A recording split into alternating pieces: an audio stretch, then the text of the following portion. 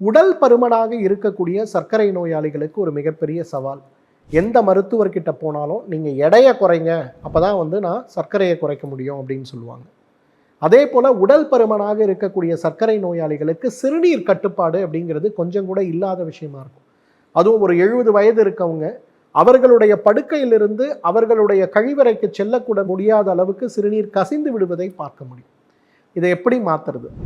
சுலபமான ஒரு மூலிகை தேநீர். ஒரு ஏலக்காய், ஒரு கிராம்பு, ஒரு சிட்டிகை பட்டை, ஒரு சிட்டிகை அந்த பிரியாணி இலைன்னு சொல்லக்கூடிய அந்த இலை, இது 4ஐயும் 300 மில்லி தண்ணீரில் போட்டு கொதிக்க வச்சு 100 மில்லியாக குறைச்சி காரமாக இருக்கக்கூடிய கஷாயமானாலும் இந்த கஷாயத்தை சாப்பிடும்போது உடல் பருமன் இருக்கக்கூடியவர்களுடைய உடல் எடை குறைந்து போகிறதையும் கட்டுப்பாடற்று இருக்கக்கூடிய சிறுநீர் கசிவுகள் மாறி போகிறதையும் நிச்சயமாக நாம் பார்க்க முடியும்.